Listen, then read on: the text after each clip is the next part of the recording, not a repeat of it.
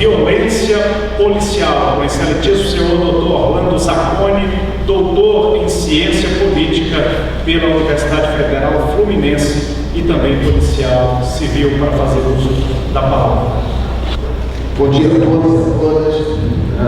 Inicialmente, cumprimentar e agradecer o convite ao Zé Mário, presidente do Sindicato dos Policiais Federais da Bahia, cumprimentar todos os companheiros da mesa, através do companheiro que está no lar, a todos os presentes, principalmente os policiais antifascistas, Israel Souza, Aida Herrera, Monteiro. Agradecer muito a presença de vocês. Bom, o tema violência policial começa, a gente pode imaginar que é quase um pleonástico, né? Polícia e violência, a violência policial é um pleonástico porque é inerente à atividade policial, desde que ela surgiu, o uso da força. Então, a primeira coisa que a gente tem que fazer é um recorte do que nós vamos falar aqui, que nos interessa, né? Quais são os limites, talvez, desse uso da força. Mas aí a gente tem que se referir a qualquer tipo de violência. Pode ser a violência exercida numa revista policial, uma abordagem que é feita na rua, nas periferias, que nós sabemos que essa forma de abordagem, o uso da violência policial nessas abordagens são seletivos também, depende de onde a polícia atua, quem é o personagem que vai sofrer essa violência, a forma como a polícia atua nas periferias é diferente de em outros locais mais novos da cidade, mas não é isso que eu queria conversar com vocês hoje não. Eu queria fazer um recorte de algo que eu considero mais importante no tema da violência policial, nos limites dessa violência, que é a violência letal, a produção de caráteres. Isso para mim eu acho que é fundamental, porque essa violência não permite nenhum tipo de reparação. Eu, junto com o Valmar e os policiais que estão presentes aqui, nós fazemos parte de uma associação chamada Ligue Brasil, que é a favor da legalização das drogas como uma forma da resolução de muitos problemas, inclusive desses que nós estamos conversando da violência policial. E eu me lembro de um policial civil que me procurou no Rio de Janeiro e falou assim: eu estou procurando o senhor, que eu vi que o senhor está nessa associação, queria contar a história do senhor. Eu falei: sim, sempre com a sua história. Eu usava maconha, aliás, eu uso maconha, e sempre fui muito descrachado pela polícia. Um dia eu decidi, vou virar a polícia. Passou no concurso e disse para mim que a maior vingança que ele teve de todos os escrachos que ele teve na polícia foi fumar um baseado dentro de uma viatura da polícia. E fumava com um companheiro de trabalho. E um dia tinha uma viatura da PM, ele era polícia civil. E ele falou assim: os homens estão atrás da gente. Mas os homens somos nós. Uma confusão nada. Mas ele conseguiu fazer a sua reparação. Então, qualquer violência policial, você pode ir até nesses extremos, como nesse exemplo que eu dei, conseguir uma reparação. A reparação dele foi fumar um baseado numa viatura de polícia. Mas a violência letal não admite reparação, porque você simplesmente desaparece, extermina uma pessoa. E o uso da violência letal, ele tem que ser questionado no Brasil. Por quê? Porque a gente vive uma situação que o professor Zacconi conceitua como um massacre. E nós vamos ver o porquê que esse conceito de massacre é um conceito que nós temos que utilizar para que a gente se contraponha a ideia de que existe uma guerra civil. E muitas das vezes a própria esquerda aqui no Brasil tem usado conceitos que eu vou problematizar. Temos a polícia que mais mata e a polícia que mais morre.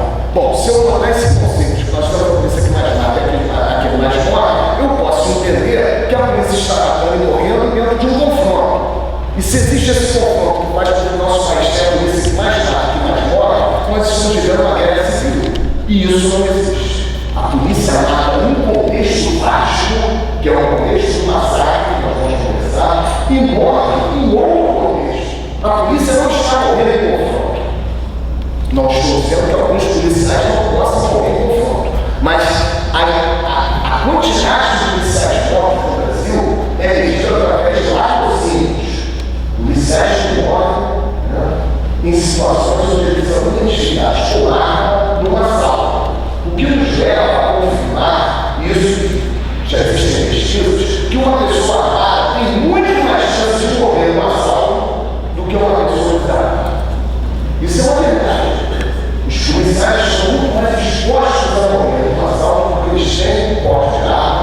E muitas das vezes nós não temos nas polícias, né, um treinamento voltado para que o policial faça a qualquer da sua área de forma a se expor nessas situações.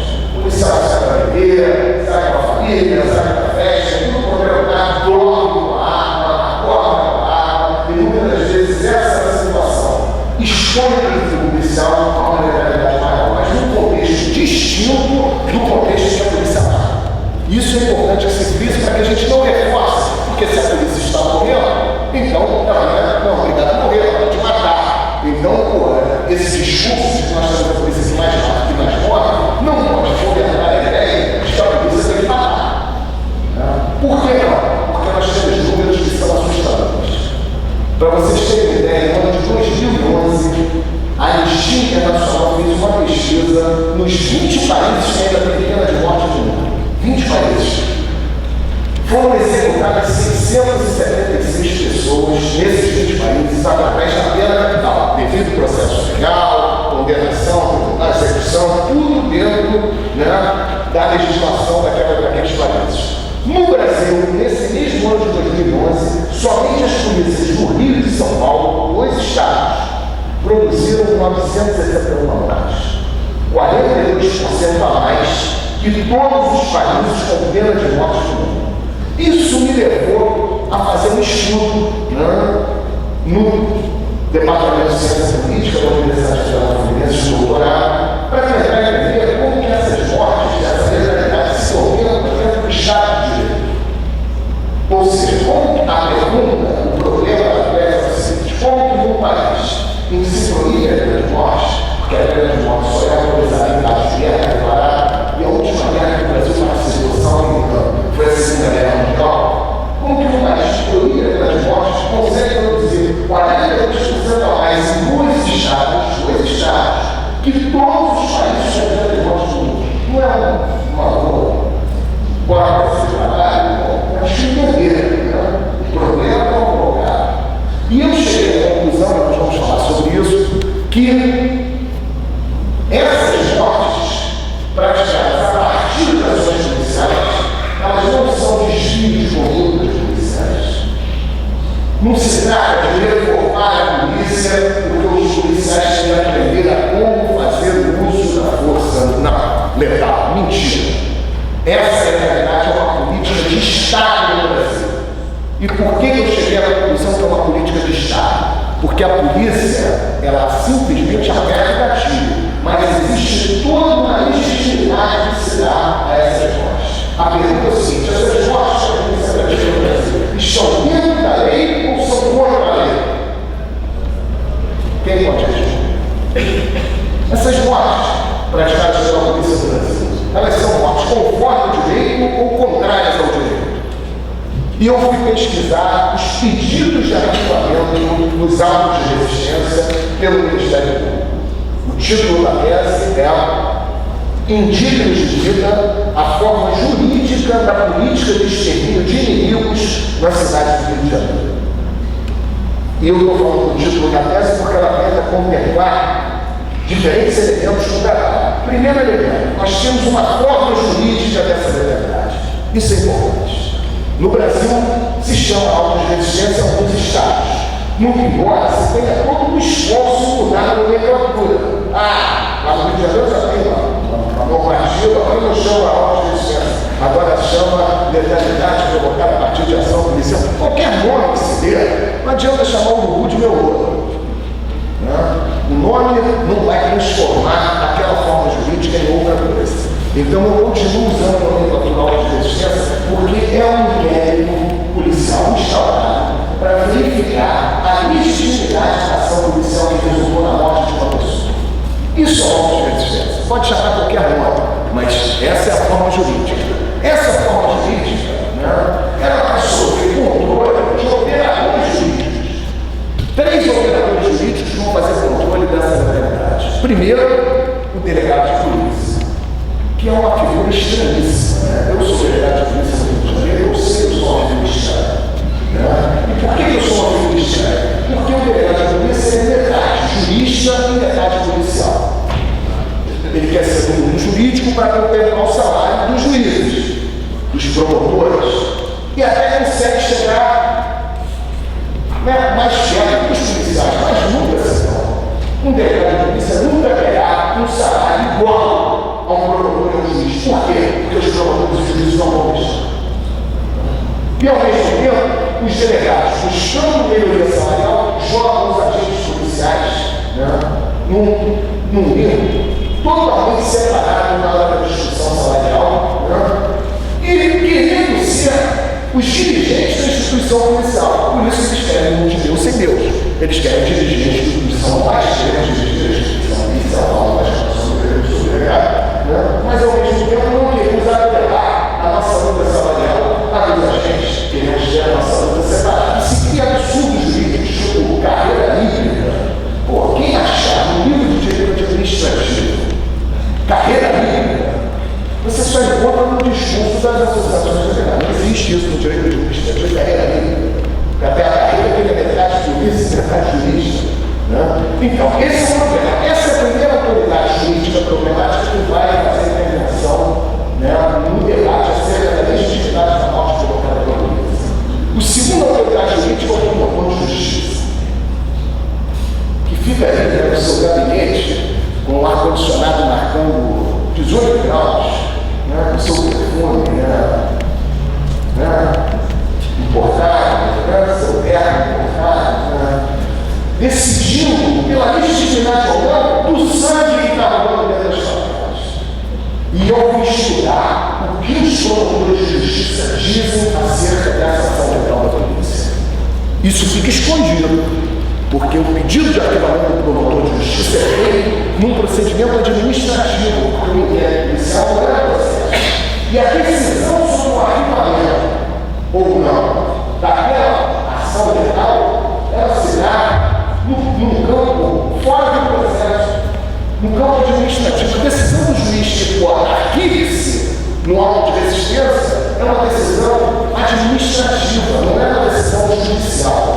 E esse mundo administrativo, ele não tem visibilidade. O arquivamento dos autos de resistência se dá num submundo jurídico onde não se tem publicidade sequer daquela decisão. E qual é a decisão que os operadores jurídicos vão ter acerca dessa legalidade que eu falei para vocês, que é absurdo? Para vocês terem ideia, tamanho absurdo dessa legalidade policial no Brasil, o Rio de Janeiro, no ano de 2007, só o Rio de Janeiro promoveu 1.330 mortes. Mais do que a Guerra das Malvinas. A última guerra do continente, que foi a Guerra das Malvinas, não matou mais de 1.000 pessoas. Foram 200 ingleses e 800 argentinos, chegou a 1.000, 980 pessoas. Na Guerra das Malvinas, né? Os ingleses gostam de matar, né? E eles vieram forte, né? Vieram forte, com sangue na boca. Não mataram mais de 1.000 pessoas. Mais de 1.000, mataram 1.700. A polícia do Rio matou 1.330 em 2007. É disso que nós estamos falando. E como é que o Estado brasileiro vê essa legalidade da polícia? Aí eu fui estudar 300 pedidos de arquivamento do Ministério Público nos autos de resistência. E o promotor de justiça vai fazer a construção da legitimidade dessas mortes, ou seja, vai dizer que a ação policial está dentro da lei, conforme a lei, ao matar alguém, na construção do inimigo e no local onde o fato se deu. É impressionante como é repetido pelos promotores o texto de que o fato ocorreu em comunidade favelada, onde constantemente tem troca de tiros entre a polícia e imediatamente. Bom, se o promotor, por exemplo, esse elemento é um elemento da justiça da morte, significa que o promotor, por exemplo, que quando a polícia mata na favela, ela tem autorização e ela mata fora da favela, não tem autorização. O outro elemento é a condição de vida do morto. É impressionante como no auto de resistência, quem vai ser investigado não é o policial, até porque o policial representa a ocorrência. Quem vai ser investigado é o morto. E se houver uma anotação criminal envolvendo aquele morto, o promotor vai usar aquilo para legitimar a sua própria morte. Vai dizer que, inclusive, a pessoa que morreu tem passagem no tráfico de drogas. Se não tiver passagem de tráfico de drogas, porque nos casos de menores, e muitos menores são mortos pela polícia, é uma tragédia de mortos, e você não tem a ação criminal por conta da ilegalidade, né? Vai ser ouvido um parente no auto de resistência. E aí é uma grande tragédia, porque se tira do parente toda uma declaração da vida daquele garoto, a ponto de uma coisa, olha, desde pequeno que ele tinha problema com drogas, estava envolvido com drogas. Então a construção do inimigo é um outro ponto, né, que marca a legitimidade dessas mortes como o Estado brasileiro. Então nós não estamos diante, né, de desvio de função de policiais. Não são policiais que são psicopatas, né, que vão à rua todo dia querendo matar pessoas fortes. Nós estamos diante de uma política do Estado brasileiro que contempla a identificação de algumas pessoas que perdem o direito à vida, que eu denominei a partir, né, de um filósofo chamado Jorge Agamben, indígenas de vida. Aqueles que têm vidas matáveis. Né? Só que essa ideia das pessoas matáveis, dos indígenas de vida, não é só um fenômeno que ocorre no Brasil. Ele é um fenômeno da modernidade. E a gente tem que entender esse fenômeno da modernidade para que a gente possa contemplar o que está acontecendo hoje no Brasil e buscarmos, né, quem sabe, uma proposta de segurança pública que faça a intenção dessa matança.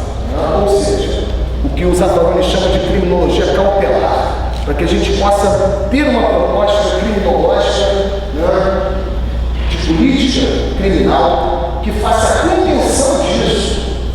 Né? Porque eu não sei, na Inglaterra, a polícia também mata, mas ela não mata da forma como nós estamos falando aqui. Né? Então, o que nós temos que procurar é uma proposta dessa política criminal. Né? Bom, primeira coisa que a gente tem que entender como que na modernidade, né, se constrói no interior do Estado a ideia do inimigo, que é o chamado inimigo interno, que no Brasil hoje está nessa figura fantástica chamada traficante de drogas. No Brasil, tudo se define em relação à identificação ou não desse sujeito que pode ou não morrer. Eu estive diante do caso Amarildo, do Rio de Janeiro, durante o período, né? E a pergunta que todos me faziam como delegado: Amarildo tinha sido pego pela polícia, colocado dentro de uma viatura cheia de imagem, levado para um local que era uma sede da PM e desaparecido. E a pergunta que se fazia era a seguinte: Amarildo era traficante? Meu amigo, Edson Kessler do Fantástico me ligou uma vez, depois do Fantástico resistir, né? Porque hoje está todo mundo falando do Cabral, né? Cabral ficou um monstro. No dia do Globo, isso é uma matéria que foi procurar a professora do Cabral e a professora disse que colava na escola. E aí, quando você cai na rede do sistema de justiça criminal, já é. Mas o que a mídia não fala é que durante 18 anos do governo Cabral, ela nem ligou. Tudo que o Cabral fazia era maravilhoso. Agora ele não gosta. E nesse período em que tudo era lindo, tudo era revolução política de segurança do Rio de Janeiro, né, desaparece uma pessoa dentro de um local onde tinha um OPP por policiais do OPP, a polícia de classificação. Nada se espantar, porque no Rio de Janeiro a gente tem um cafeirão que é chamado pacificador. Então não tem nada que nos espante nesse sentido. O que aconteceu é o seguinte: era a resposta que a sociedade, a mídia, e não é só, eu não estou falando só do poder político, não, estou falando da sociedade, mídia, né, o meu pai, a minha mãe, que virava para mim, meu filho, esse cara é bandido. Isso, cara, é jogo? Mas é isso, é jogo. Se a Marília fosse identificada como traficante, os policiais que desapareceram dele estavam envolvidos na verdade. Mas se ele é identificado como trabalhador, pedreiro, assistente de pedreiro, até hoje a mídia, ao se referir ao Amarildo, fala que o assistente de pedreiro tem que nomear, tem que qualificar aquela vida, porque se aquela vida não for qualificada, ele não teria direito à vida. É esse que é o jogo. E a gente tem que entender como é que esse jogo se estabelece no Brasil, a ponto da gente ter hoje autorização para que grupos de pessoas sejam exterminadas com autorização do Estado. Isso é um fenômeno da modernidade do quê? Bom, eu vou ler aqui que vai mostrar que é justamente quando a guerra deixa de ser assunto dos príncipes e passa a ser tratada como uma questão do povo, da nação, que a atualização da noção grega de soldado, cidadão ingera, a partir do estatuto ampliado da cidadania trazida pela Revolução Francesa, as normas modernas da guerra e da polícia. O inimigo já não é apenas um inimigo, mas um delinquente, e mesmo um criminoso. Para Carl Schmitt, a relação da guerra com a política proposta na obra de Clausewitz, na clássica definição da guerra, prolongada por outro mês, é a primeira definição da guerra civil mundial, da guerra total. O que ele chama de guerra de partição. O que é? O que ele está dizendo aqui? Antes do neoliberalismo, a guerra era feita em relação ao exterior. O inimigo era o estrangeiro. A partir do imperialismo, não. Você passa a identificar, a partir do momento que um Estado invade o outro, aqueles que residem dentro do Estado invadido passam a ser vistos como inimigos. É aí que surge a ideia do inimigo interno. E é muito importante que a gente observe isso, por quê?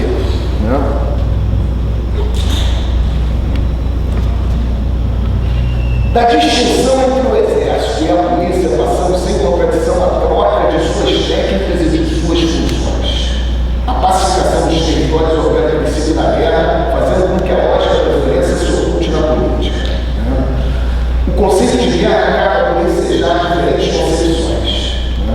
E aí nós vamos ter que fazer a distinção entre guerra e massacre, porque existe hoje todo um modelo que nos quer convencer que nós vivemos uma guerra.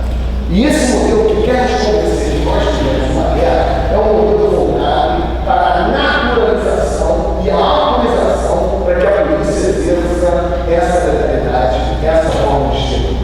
Então nós temos politicamente, para aqueles que estão no campo, que quer, evidentemente, fazer a convenção desse massacre, nós temos que desconstruir a ideia de que nós vivemos uma guerra. Nós não vivemos uma guerra. O Zaffoni vai dizer que, utilizando a distinção entre guerra e massacre, ele vai dizer que a última guerra clássica foi a Franco-Prussiana de 1870, que foi uma guerra de exércitos. A partir da Primeira Guerra Mundial, passou-se ao apelo da identificação do inimigo como um ente inferior. Ou seja, a partir da Primeira Guerra Mundial, não existe mais guerra de exércitos. Existe bombardeio de população civil. Ou seja, as bombas são jogadas em relação aos civis. E essa ideia de ente interior que entra no contexto dessa nova guerra de geração, você vai ver a perda da cidadania passa a ser o dispositivo utilizado para a construção do inimigo, substancializando como ser inferior, que resulta na criação de uma categoria de refugiados sem estados, apátridas. Então tem toda uma questão moderna, na ideia de que você vai construir no interior do Estado pessoas que são desprovidas de cidadania. O traficante de drogas no Brasil não tem cidadania. E por que ele não tem cidadania? Porque ele é traficante de drogas. Mas o que é um traficante de drogas? Essa é a grande pergunta. O que é o traficante de drogas? No filme Cidade de Deus, tem uma fala do narrador que é sensacional. Se as drogas fossem legalizadas, o Zé Pequeno ia ganhar o prêmio de empresário do ano. Porque o traficante de drogas é aquele que comercializa drogas feitas e ilícitas. Porque se o presidente não deve entrar aqui dentro dessa... Oi? 5 minutos. Show. Se o presidente não deve entrar dentro dessa porta aqui, nós vamos receber eles com todas as formas. Porque ele é o presidente da maior empresa da América Latina que vende droga. E droga que mata. O álcool mata. Mata de psicose, mata de acidente de trânsito. Se nós tivermos uma pesquisa determinada provocada pelo consumo de drogas, o álcool pega a pressão em cima. Agora, quem em sã consciência vai dizer que para a gente resolver esse problema, nós temos que proibir o álcool? Ninguém. Primeiro, porque a gente sabe que nem todo mundo que ingere álcool produz esse tipo de dano. A maioria das pessoas que ingerem álcool ingerem de forma responsável. Se isso serve para o álcool, por que não serve para outras drogas? As drogas feitas ilícitas no Brasil, elas ganham a marca do racismo. A primeira droga no Brasil, dessas todas que são proibidas hoje, cocaína, crack, heroína, todas elas. A primeira no mundo, o Brasil foi o primeiro país do mundo a proibir a maconha. Ninguém nem sabia na Europa o que era a maconha. O Brasil já estava proibindo a maconha, através de uma postura municipal do Minério, que dizia o seguinte: é proibido ao Estado e a qualquer pessoa o pito do banco. Pito do banco era a forma como se referia o ato de fumar maconha. Agora, o mais interessante dessa lei, com esse do Império, eram as penas. Aquele que vendia maconha era punido com uma multa de 200 mil reais. E aqueles que consumiam a maconha eram punidos com 3 dias de cadeia. Repare, nesse momento, o traficante era despenalizado em relação à pena de liberdade. O vendedor era punido com pena pecuniária. E o usuário era punido com cadeia. Porque naquele momento, quem era o vendedor ou comerciante? O português branco. E quem era o consumidor? O negro. Então, naquele momento, o hediondo era o consumidor. E o vendedor era só um comerciante desavisado. Tudo isso mudou. Hoje, o vendedor dessa mesma maconha, não estou falando da mesma maconha, não é de outra maconha, não. Estou falando da mesma maconha. Hoje, o vendedor dessa maconha é considerado criminoso hediondo e o usuário é considerado corrente de toda a despenalização. Essa teoria da diferenciação é uma construção política, assim como todo crime e todo criminoso. E por que é uma distinção política? Porque na história do Brasil, nós já tivemos diversas passagens onde o traficante e o usuário eram punidos com a mesma maneira. O artigo 281 do Código Penal de 40 não fazia distinção entre usuário e traficante. Sabe tudo dessa distinção entre usuário e traficante ampla no Brasil? Através da Lei 6368 de 76, no meio da ditadura militar. E essa distinção entre usuário e traficante, ela tem a marca do racismo, tem a marca da discriminação social, racial e social. Por quê? Porque o traficante é constituído como varejista das drogas. Quem vai preso no tráfico de drogas não é o produtor. Quem vai preso não é aquele que se beneficia do capital que é gerado pelo mercado de drogas ilícitas. Vocês sabem quem se beneficia do capital gerado pelo mercado de drogas ilícitas? Quem pode arriscar? Quem se beneficia? A quarta maior economia do mundo, segundo o FMI. Quem se beneficia desse capital? Pessoalmente, eu acho que são os políticos. Não. Eu penso assim, eu acho que Eu vou provar que não. Os políticos não podem guardar a quarta maior economia do mundo na sua casa, nem o Aécio. É capaz dessa coisa. Alguém falou bancos? Quem falou? Perfeito. O sistema financeiro internacional.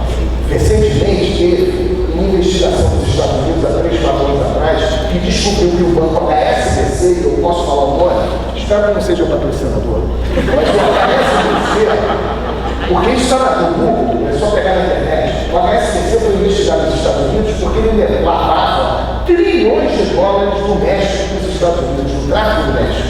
Aviões saíram do México para os Estados Unidos com trilhões de dólares sem escrita.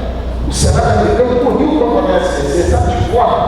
Foram condenados a pagar milhões de dólares de multa. Lavaram trilhões, pagam milhões. E na hora de discutir a criminalização dos executivos do HSBC, o Senado americano decidiu o seguinte: não podemos excluir os executivos, porque isso pode gerar um grande problema no sistema financeiro internacional. E é disso que nós estamos falando. A construção do inimigo, ela é feita. Traficante não é quem vende droga. Traficante não é quem se beneficia desse negócio. O Ciro Davan, que é um desembargador do Rio de Janeiro, ele tem um artigo maravilhoso, convido vocês a lerem, chamado Meu Nome Não É China. Esse artigo do Ciro Davan foi escrito quando o lançamento do filme Meu Nome Não É Johnny e do livro Meu Nome Não É Johnny. Porque naquele momento, o João Estrela, obrigado. O João Estrela se apresentava à sociedade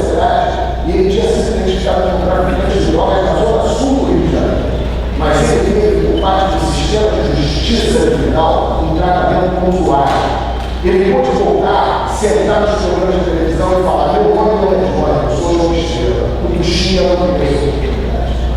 E o Ciro Carvalho escreveu esse artigo quando o Tuxinha estava em benefício, estava em livramento condicional, e ele escreveu o samba da bandeira, dessa sambista.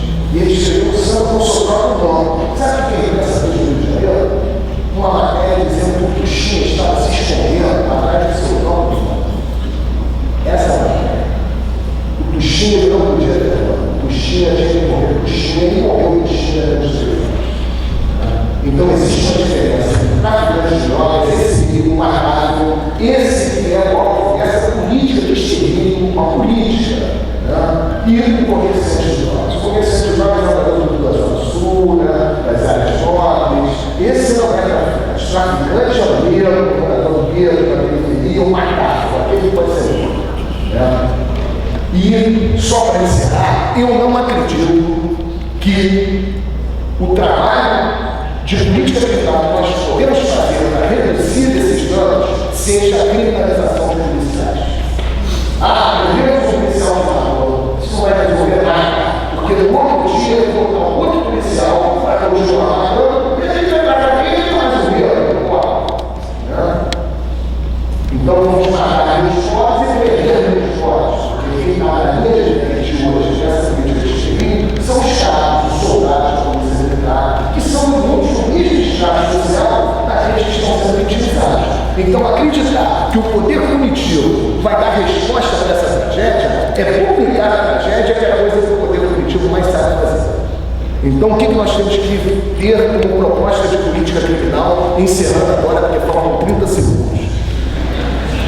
Nós temos que propor a legalização da produção, do comércio e do consumo de todas as drogas para nós acabarmos de vez com a constituição desse livro. Isso vai resolver o problema do racismo? Provavelmente não. Nem o fim da escravidão resolveu o problema do racismo. Mas esse dispositivo, né, que produz uma máquina legal de pessoas negras, jovens, do extermínio das juventudes, ela vai ser desmontada. Porque com a legalização das drogas a gente acaba com o tráfico e com os traficantes de uma forma racional, civilizada, humana e justa. É isso que nós proposta. Obrigado.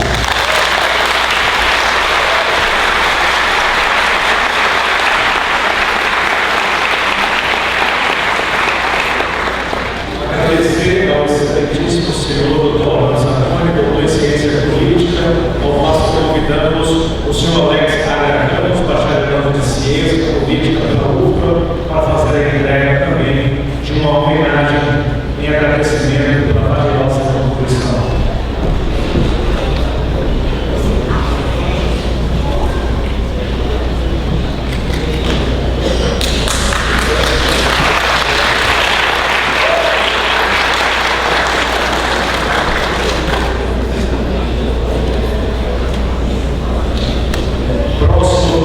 Em debate, criminologia da dependência. Convidado o excelentíssimo doutor Nilton Hicks, doutor em economia pela Universidade de Buenos Aires e presidente do Instituto de Estudos Latino-Americano, para fazer o seu trabalho. Muito obrigado. Bem, quero agradecer aqui ao Zé Lima, esse honroso convite,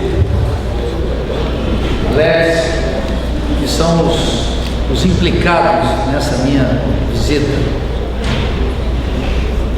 Deveriam ser indiciados por essa razão. Também o prazer de dividir a mesa, conhecer a Mariana, Nayara, pessoalmente, os Carlos, também pessoalmente o Zacone e o Eduardo, todos eles, é um privilégio estar aqui. Eu mudei tudo que eu ia dizer depois do que o Zacone falou aqui. Diz o Zacone, lá na Inglaterra a polícia também mata, mas não mata como aqui. É quase Gonçalves Dias, 1843, na Canção do Exílio, não é? Nem a terra tem palmeiras no encanto, o sabiá, as aves que aqui gorjeiam não gorjeiam como lá. Qual é o nosso tema, meus queridos? nosso tema é a especificidade brasileira. O fato que nós vivemos no escuro do azul.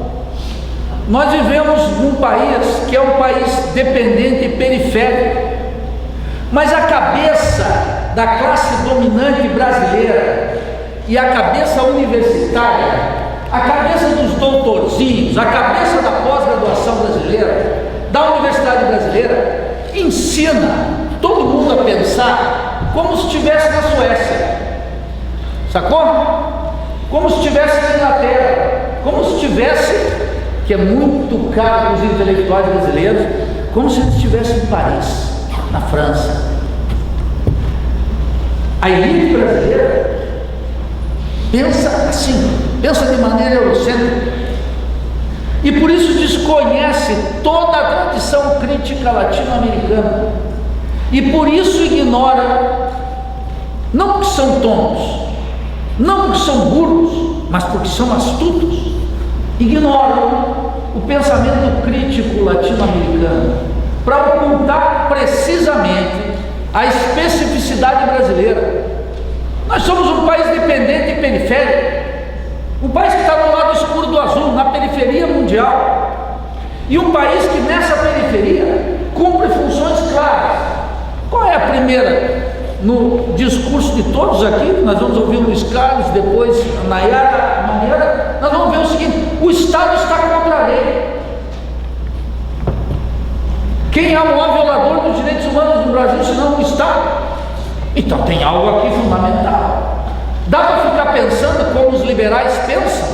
Reconstituir a legitimidade desse Estado? É impossível. Não é possível. Se vocês quiserem continuar, eu não digo aqui, vocês estão interessados criticamente, mas se a elite brasileira quiser continuar cinicamente, reconciliar o povo com o Estado e dar legitimidade para esse Estado, etc., pode, faz parte da ideologia da classe dominante, porque a burguesia brasileira, a classe dominante brasileira, vive maravilhosamente bem aqui. Vocês acham que a elite brasileira vive mal? Vocês acham que a elite brasileira está com medo de bala perdida? Não são os filhos delas que recebem a morte. Ela vive bem. Ela reclama. Só como artifício da política ela vive maravilhosamente bem. E ela quer manter a situação tal como está. Vocês podem dourar pílulas se quiserem. Uma pequena reforminha aqui, uma mudancinha ali, um governinho aqui e ali que faz alguma coisinha, discutir um aspecto, um melhorismo aqui e ali. Essas saídas fracassaram. O governo atual de Michel Temer decretou uma guerra de classes contra o povo. Está muito claro. Eu fui ver a população carcerária brasileira. Ela começou a crescer de maneira vertiginosa a partir de 1994 com o Plano Real. Vocês sabem melhor que eu, a polícia sempre foi violenta, o Estado sempre foi violento, as cortes, os tribunais têm um caráter marcado de classe ineludível, que até os liberais se envergonham. Tamanha é a disfarçateira dos tribunais, do sistema carcerário, tudo isso. Está claro! Que conversa fiada é essa que nós vamos construir um Estado democrático de direito? Mas que merda, seria bom. Nas regras do sistema, impossível. Por isso que eu quero falar aqui da Revolução Brasileira. É disso que eu quero falar. Tal como os liberais supõem, nós vamos fazer, aí só a educação salva o Brasil. A educação não salva o Brasil coisa nenhuma. A Revolução Brasileira é que pode salvar a educação brasileira. E quero falar da Revolução Brasileira não como algo distante, não como algo estranho, que eu sei que soa estranho. Todo mundo está pensando na eleição do próximo deputado federal, do próximo governadorzinho. Como é que nós vamos falar da Revolução Brasileira? Eu quero falar disso, para falar do sistema penal, para falar do sistema de justiça, para falar do Estado brasileiro, para deixar de conversa mole. Por isso que esse seminário aqui, quando eu recebi o convite, eu digo, sei lá, talvez é um convite para me prender, ou prender alguns. Eu acho que coisa boa aí não deve ser contentíssimo que um sindicato de policiais que que para de pensar criticamente o Brasil é um signo de que o Brasil está grávido da Revolução Brasileira. E é isso que nós temos que discutir. E eu venho aqui só para discutir isso. Qual é a nossa especificidade? Aquilo que um sujeito extraordinário chamado Simão Rodrigues, o guru intelectual do Simão Bolívar, disse claramente já lá em Caracas, quando o Libertador começou a andar pelas Américas contra o domínio espanhol e o domínio português aqui. Ou inventamos ou erramos. Para isso nós temos que conhecer o que eu estou chamando aqui, o que os juristas estão chamando e me colocaram, que é uma criminologia da dependência. Por quê? Porque o Brasil é um país dependente, é um país periférico, é um país subdesenvolvido. Teve uma regressão intelectual no Brasil gravíssima. Qual é a regressão intelectual? É que esses últimos anos, quando se criou essa digestão moral da pobreza do sistema petucano, o sistema petucano, petistas e tucanos juntos, criou a ideia de que o Brasil tinha deixado de ser um país da periferia, um país subdesenvolvido, um país, como dizia o Lula, que tinha o 6º PIB mundial. Sabe o que serve isso? Para nada. Porque o PIB não é, o estudante de segundo ano de economia sabe que o PIB não é o melhor indicador de riqueza. E por que a situação é grave e vai piorar? Porque temos que mover uma guerra de classe num país que já tem algo fundamental. 83,26% da população economicamente ativa no Brasil ganha até 3 salários mínimos. Qual é a característica essencial do Brasil? Uma ultraconcentração da riqueza. Por que os policiais da Polícia Federal aqui estão com os coletes vencidos? E por que a crônica do dia a dia das corporações policiais do sistema carcerário é da penúria? Porque aqui se criou uma república rentista sem igualdade no mundo, a especificidade brasileira. Não é que nós não vamos estudar Marx, tem que estudar Marx. Deixa eu já colocar aqui, não ia perder a oportunidade de falar do Marx. Quem não estuda Marx, e ele é um alemão. Agora nós temos que ver as condições concretas do desenvolvimento capitalista latino-americano. E essas condições concretas do desenvolvimento capitalista latino-americano e brasileiro criaram aqui essa figura monstruosa do subdesenvolvimento. 3 séculos de colonialismo, meus queridos. 3 séculos de colonialismo. Estado, cultura, economia, sociedade, orientados para alimentar o mundo global, o mundo das potências, português e espanhol, e alimentar os ingleses, que através do comércio com Portugal, dos tratados de Meto, etc., pegavam todas as especiarias daqui, o ouro traficava de Portugal para a Inglaterra. Nós, como peça, área estratégica para a acumulação imperialista, de quem? Dos portugueses. Depois que os portugueses de Espanha são decadentes, do Império Inglês. E agora do quê? Vamos dar nome claro, dos Estados Unidos. Vocês acham que nós vamos fazer mudancinha aqui sem enfrentar a política exterior dos Estados Unidos? Estamos brincando. Tem que saber do que nós estamos tratando. Não é brincadeira. Os convênios com o Estado, os convênios dos gringos com o Exército Brasileiro, os convênios dos Estados Unidos com a polícia, tudo isso está rolando aí. Isso é uma influência muito cara para as classes dominantes. Nem vou falar dos banqueiros, estou falando das estruturas do Estado. Então, claro que esses 3 séculos de colonialismo aqui moldaram uma concepção de quem? Em primeiro lugar, da classe dominante. A classe dominante do mundo colonial pode tudo. Qual é o limite que ela tem? Limite algum. E o que ela nutre em particular? Um desprezo profundo pela vida. Por isso que o Darcy Ribeiro dizia que isso aqui é uma máquina de comer gente. Percebe? É isso que está em primeiro lugar. Quando a gente sai, supera 3 séculos de colonialismo, inaugura-se o período que nós somos, em termos jurídicos, soberanos, mas somos um país dependente. Por quê? Porque nós continuamos servindo à máquina de acumulação em escala global. Enfim, em termos teóricos e práticos, a economia dos países dependentes latino-americanos funciona com 2 regras de ouro, que eu dou aqui desde a teoria marxista da dependência. A primeira é que a economia latino-americana, e a brasileira em particular, ela opera transferindo riqueza da periferia para o centro.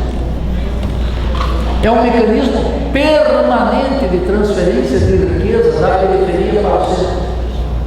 Isso vocês podem pegar no balanço de pagamentos, vou dar assim, simples. O ano passado, o Brasil pagou 6 bilhões de dólares de royalties e licença para as empresas transnacionais. 6 bilhões. Isso é 4 vezes o orçamento do Ministério de Ciência e Tecnologia do governo, desse governo corrupto de Michel Temer. 4. Só o que o Brasil pagou, de royalties, uma dependência científica e tecnológica total, só aí 4 vezes o orçamento de ciência e tecnologia. Não existimos em ciência e tecnologia. E se vocês pegarem, esse ano vai começar todos os jornais aí, esses grandes teóricos como Miriam Leitão, esses sábios da economia, vão começar a falar do gigantesco superávit comercial brasileiro. E nós vamos ter, o Brasil vai ter um gigantesco superávit comercial. Por quê? Porque colocou 25 milhões de brasileiros no desemprego e no subemprego. Uma recessão gigantesca que diminui as importações, sobe as exportações, que desvaloriza a moeda. Nós pagamos tudo em dólar mais caro, nós, o povo paga. O que está sustentando esse problema, uma taxa de desemprego gigantesca, um superávit comercial que reúne dólares para transferir para fora. Esse é o problema, é discutir um pouco isso, não por economias, mas por algo fundamental que tem a ver com o Estado e, portanto, com as instituições públicas, todas elas. Por que nós estamos no osso, no raquitismo? É por causa disso. Não acredite, porque é falso a ideia que podemos mudar isso com mudancinhas pequenas. Não é possível mudar isso restituindo legitimidade eleitoral ao próximo presidente da República, é uma falsificação grotesca. É falso, mentiroso, não tem essas soluçãozinhas que estão colocadas todos os dias aí de candidatinho a presidente da República, cuja função é ocultar os pontos fundamentais que está em jogo. Numa guerra de classes como essa, é um momento privilegiado. Um momento como esse no Brasil, que se declara essa guerra de classes, o Brasil está nessa crise econômica, nessa crise do sistema político, é um momento extraordinariamente importante para pensar na Revolução Brasileira. Quero falar sobre isso. Ou pensamos isso, vamos fracassar de novo. E vamos perder muita gente, muito esforço, não tocando nos pontos centrais, tratando um câncer com aspirina. Não dá mais. E esse é um momento único, é um momento particularmente. Os povos vivem muito raramente um momento como esse. E é por isso que a gente tem que pensar muito criticamente o que está acontecendo. Então, o que a gente observa? Pega a balança comercial, que é o orgulho burguês de uma burguesia asquerosa, de uma classe dominante, não só reacionária, insensível, malévola, gangsteril, uma classe dominante gangster, que domina as instituições centrais, que domina o Banco Central, o Ministério da Fazenda, que domina os instrumentos de justiça e que faz esse Estado brasileiro violar permanentemente a lei. É um Estado contra a lei. Não é um desvio de conduta, isso não é um improviso, é muito sistemático para ser assim. Funciona como um relógio suíço, se é que o relógio suíço funciona como a ideologia europeia diz. Então nós temos que falar sobre esse fenômeno. Chega de enganação, chega de conversa fiada, vamos tratar o problema. O Brasil vai ter um superávit comercial, a gente vê lá. Sabe como é que se consegue superávit comercial? O Brasil é deficitário na importação de bens de alta densidade tecnológica, de média densidade tecnológica e de baixa densidade tecnológica. O Brasil só é superavitário quando se inclui no balanço de pagamentos a exportação de minério de ferro e farelo de soja, em que aí vira superávit. Quer dizer, o Brasil é um país ultra dependente. Não importa que vocês estão, que a Mari está lá com o computador e eu estou com o celular e todo mundo está no consumo eletrônico, nós pagamos por isso. A dependência científica e tecnológica do Brasil é terrível. Vou dar só um dado da Organização Mundial de Propriedade Intelectual. O ano passado, no período de 2008 a 2013, se publicaram 38 mil patentes na área de nanotecnologia. Sabe quantas brasileiras? 3. Não existimos! De onde é que sai esse otimismo burguês que está aí? campeando como de maneira desinibida, como se o Brasil fosse um país moderno, etc. Isso é na ciência e tecnologia, na cultura, a cultura brasileira sendo devastada pela Netflix, um colonialismo cultural absurdo, a morte dos nossos autores, a cultura nacional proscrita, e nós não temos controle nem da riqueza, nem do território, nem de soberania, nem nada. Isso é a dependência, e nós funcionamos transferindo o valor para fora e para dentro. Se estabeleceu aqui, segunda característica importante dessa transferência de valor, o que os liberais chamaram uma república rentista. O que é uma república rentista? É uma república cuja função é uma valorização fictícia do capital. A participação da indústria na acumulação, no PIB brasileiro, que começou com 26% em 94 do Plano Real, hoje é menos de 8% e está diminuindo. A burguesia brasileira industrial está se dissipando. Por isso que na presidência da Federação das Indústrias do Estado de São Paulo está o senhor Paulo Scaff, um sujeito que tem a característica essencial de ser um sem indústria. Ele não tem indústria. O Plano Real comeu a indústria que era da família dele, do pai dele, etc. É uma burguesia que não tem compromisso com industrialização, com nada disso. O setor industrial, junto a isso, cresceu no Brasil o latifúndio. E o latifúndio, alô meus queridos advogados, é o assassinato sistemático na fronteira agrícola, crimes ecológicos, crimes ambientais e assassinato sistemático. O número de dirigentes sindicais ameaçados de violência e efetivamente assassinados aumentou no período de 94 para cá, e foi particularmente perverso durante os anos da presidente Dilma. A presidente Dilma é a presidente que assentou menos sem terra do que Fernando Henrique Cardoso. Olha aqui, que não é pouca coisa. Um governo que assenta menos e que a fronteira agrícola mais ampliou nos últimos 40 anos. Período de menor aceleração.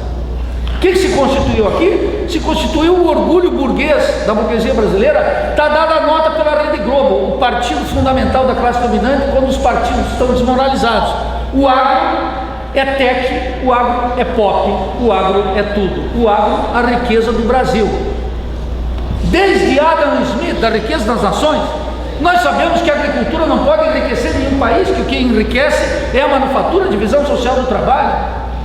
O que significa aqui? Que aqui tem uma especificidade brasileira, que é esse rentismo, que está acoplado entre ganhos, superlucros para a fração financeira. O ano passado, o governo destinou, e isso durante todo o período, hein? Fernando Henrique, Lula, Dilma e Temer, não vou nem falar, não tenho adjetivo para esse sujeito.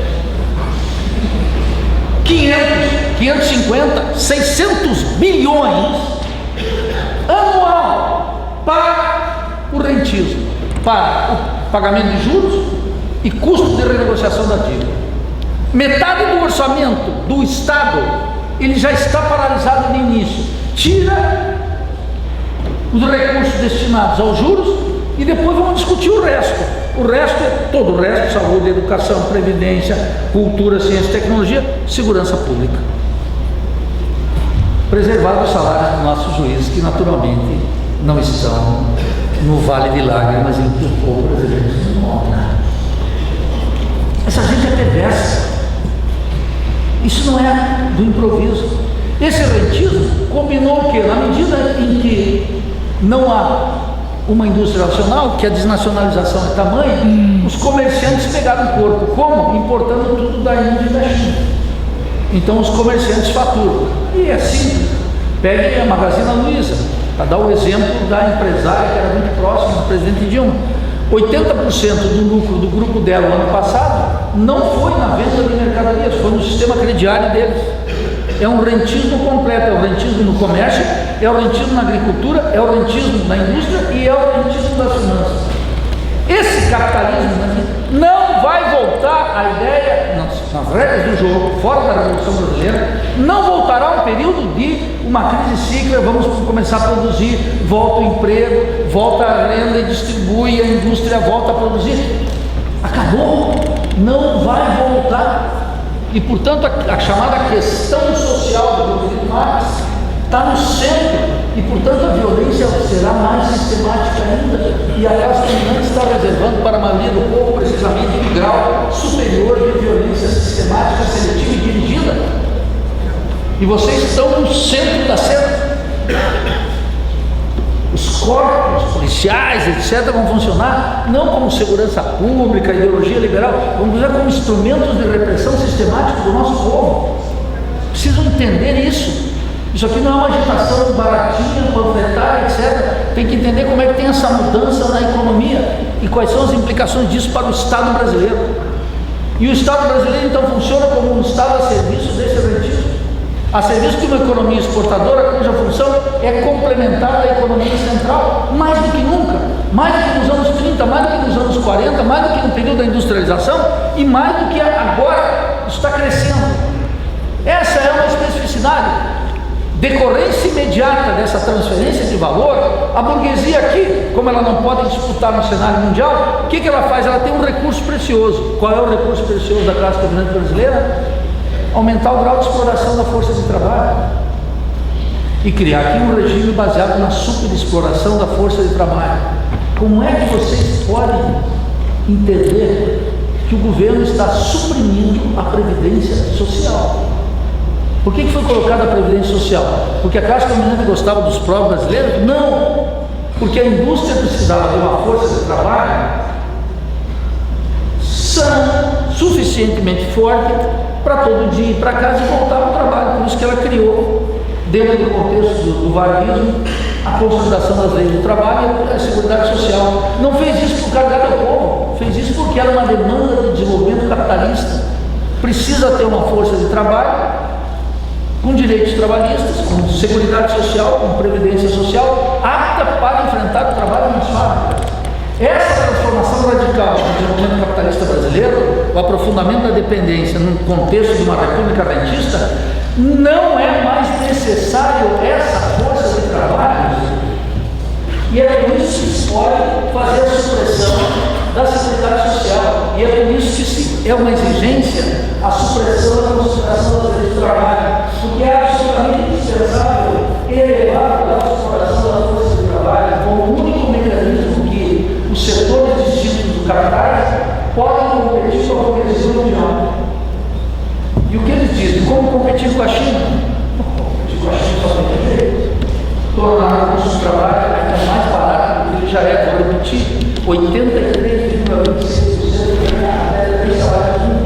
O privilégio da classe dominante não é só esse, porque a classe dominante do Brasil ainda tem no seu favor a política cambial e a política fiscal. E o que é a política fiscal? O mandamento número 1 da política fiscal: rico no Brasil e proprietário no Brasil não paga imposto. Simples como isso. Não paga imposto. O grosso dos impostos vem do consumo, vem do assalariamento. Os dados são todos da FIP. Pega os dados, não há segredo nenhum sobre isso. Não é a ideia que o povo meu e que o Estado pegava muita gente em caça-mal e tem alguns corruptos com Wesley ou com os políticos que estão todos em casa dele. Não é isso. Todos esses casos, essa grana da corrupção, isso aí tem que se colocar no juizado de pequenas causas. É muito bom comparar com a cabeça brasileira. Eu sei que escandaliza. Eu sei que escandaliza. Pense para um funcionário público do Rio de Janeiro que está 3 meses sem receber o salário e vê a corrupção do trabalho. É claro que ele se indigna, e é claro que ele até pensa que a corrupção é o principal problema, mas isso aí são as milhares. O grosso ainda é isso. 5 minutos, eu estaria com tempo bolivariano, são 2 horas. Essa dependência brasileira, que é o característico do nosso desenvolvimento capitalista, ela tem algo fundamental.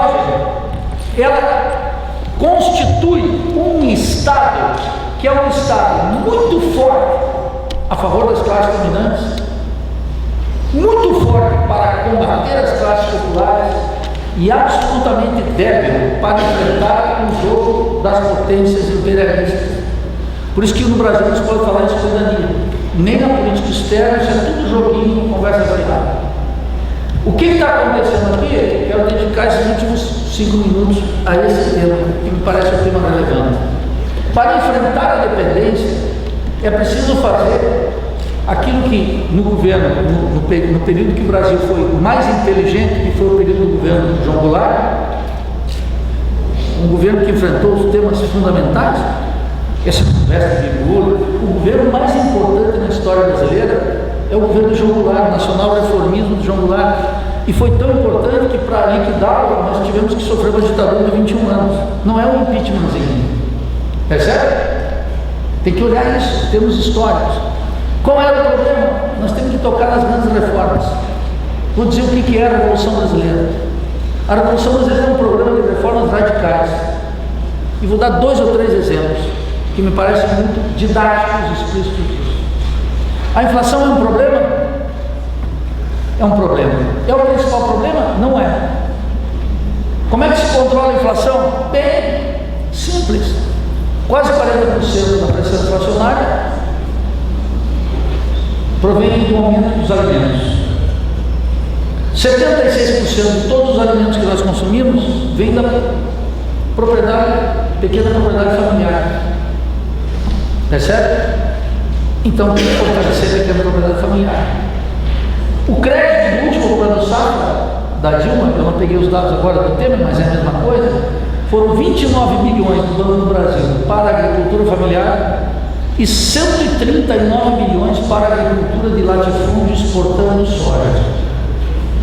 Percebe? Ah, vocês estão contra a reforma agrária? Pois é, uma idiotice. A reforma agrária tem que figurar como ponto número 1 da Revolução Brasileira, para interromper essa economia exportadora para fora. Percebe? É a lógica ao contrário. Esse é o primeiro. Segundo, é claro que a Revolução Brasileira vai ter que interromper o rentismo financeiro para enfrentar a dependência e, portanto, vai ter que fazer uma auditoria da dívida. Uma auditoria da dívida que, diga-se de passagem, foi feita no Equador, e o Equador continua ali, porque aqui no Brasil parece que se vai tocar no sistema bancário, o mundo vai cair. Lá no Equador se fez auditoria, na Grécia se avançou a auditoria. Não há saída para o Estado brasileiro para tirar o Estado brasileiro da penúria em que ele se encontra, se não tocar no coração da República Rentista.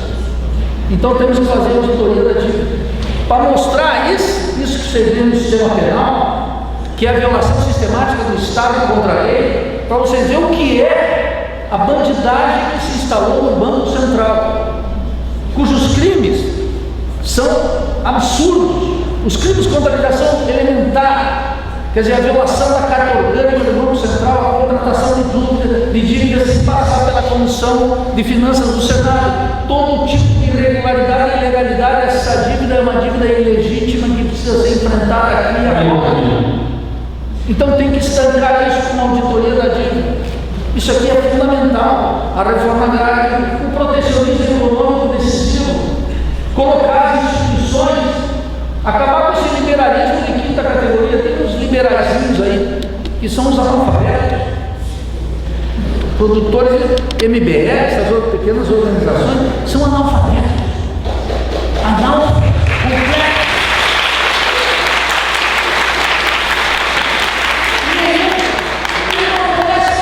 Os Estados Unidos e Inglaterra fizeram um protecionismo econômico. Observam os analfabetos estão tratando bem da verdade, é cooperativismo e ideologia, porque não conhecem a história do país que ama, os Estados Unidos, e não conhecem a história da Inglaterra, que está lendo Superado que mostra lá no livro 4 como é que isso funciona. Então, quero dizer aqui, Alex, para terminar, essas são as grandes medidas, as grandes reformas. Essas grandes reformas têm que ser tomadas aqui, agora e já, que constitui o que eu estou chamando aqui de programa da Revolução Brasileira. Um programa que, por exemplo, acaba com o sistema bicameral, que existe no Senado, um sistema unicameral, você vai ser tal como fez a legislação do Brasil Economia. Aqui não é.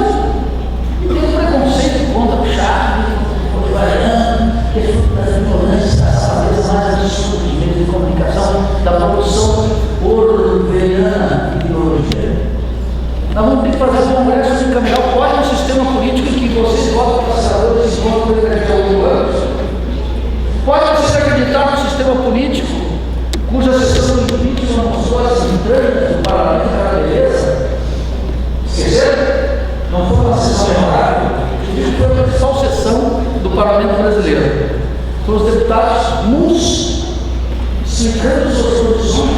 Tem gente que defende o parlamentarismo. O parlamentarismo vai sair daqui dentro do lado social que se encontra aí. 350 deputados judiciários, delatados ou condenados. Estão bons. Como é que vamos deixar mais no parlamento as grandes decisões? As grandes decisões têm que ser por plebiscito ao povo. Querem revogar a Previdência? Vamos consultar o plebiscito. Isso é a Constituição brasileira, uma democracia participativa e protagônica que mantém a forma parlamentar, mas avança para a lei dela. Quer discutir a revogação das leis trabalhistas? Tudo bem, consultemos o povo. Acabou de sair uma pesquisa sobre a marcha do Evangelho de São Paulo. Os pastores do Evangelho, que praticam com a fé do povo evangélico, estavam dando a supressão das leis trabalhistas para 86% do retorno é contra isso. Ao ser um grau de manipulação. Então, esse sistema político é o que fazer as grandes reformas. E isso é pensar também uma terminologia crítica que está aí já correndo com legitimidade, com aporte teórico, etc. E tal, mas nas condições de um país que deve ter e que ou a gente inventa ou a gente erra, tal como afirmou Simão Rodrigues, o doutor Simão Bolívar, esse sujeito maçom do século XIX, ilustre, formado nas letras francesas, mas não era um bocó, porque o pessoal que vai para a França volta meio borrado, volta a francesar, vai para os Estados Unidos também, estuda pouca história francesa, pouca história dos Estados Unidos.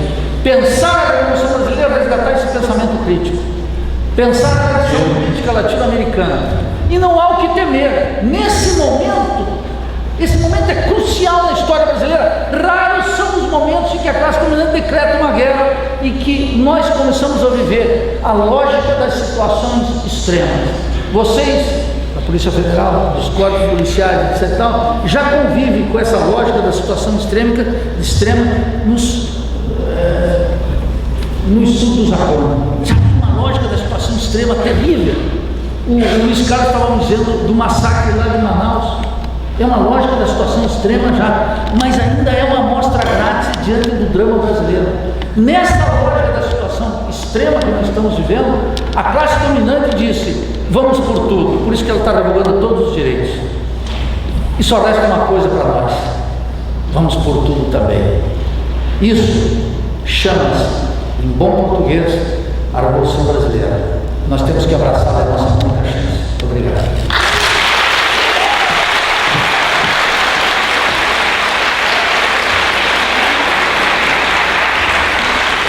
O Secretário da Bahia agradece ao doutor Nilton Torres pela reflexão